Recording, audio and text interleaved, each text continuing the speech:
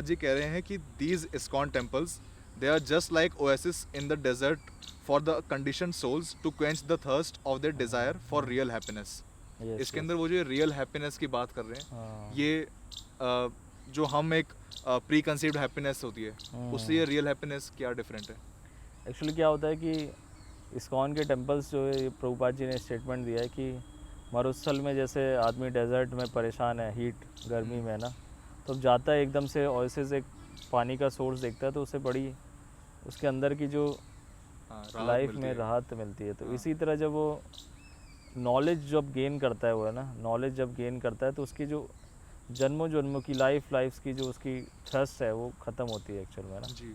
Real happiness का means ये है कि रियल हैप्पीनेस की जो हैप्पीनेस जो लोगों को, कुछ भी लोग काम करते हैं कि जैसे पढ़ाई करते हैं, जॉब करते हैं, शादी करते हैं, बट वो क्या होता है उसमें लोगों को हैप्पीनेस मिल नहीं पाता। जैसे कि पिताजी बोलते थे 10th कर लो, 12th कर लो, पढ़ाई कर लो, शादी कर लो, खुश हो जाएंगे, बट वो मिल नहीं पाता लोगों को, है ना।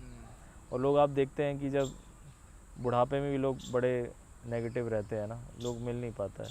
तो रियल हैप्पीनेस का मतलब यही है कि भगवान के साथ जुड़ के, क्योंकि भगवान क्या है, आनंद के सागर हैं एक्चुअल में ना। जी।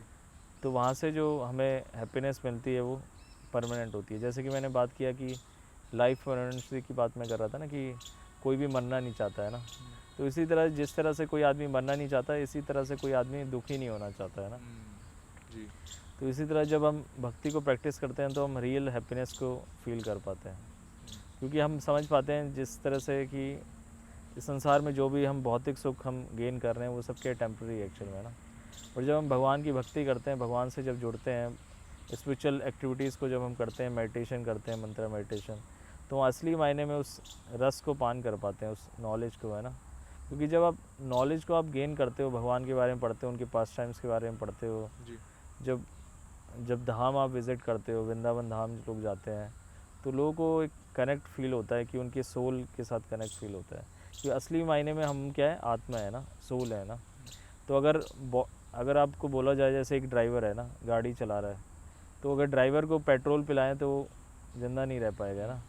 तो इसी तरह के जो पेट्रोल है वो एक्चुअल में कार का वो फ्यूल है एक्चुअल में ना, फ्यूल। बट क्या होता है, इसी तरह से जो होता है, हम लोग क्या है, एक सोल है, तो सोल का जो फीड होता है, वो फ्यूल जो होता है वो अलग होता है एक्चुअल में ना। तो सोल का फील क्या है कि प्रसाद खाना, चैंटिंग करना, भगवान के दर्शन करना, साथ में विज़िट्स करना, घूमना भगवान के धाम पे, है ना। ये सब उसका सोल का खाना है ना। जब वो करता है तो उसे असली मायने में सेटिस्फेक्शन मिलता है, हैप्पीनेस मिलती है परमानेंट, है ना। तो यही हैप्पीनेस, रियल हैप्पीनेस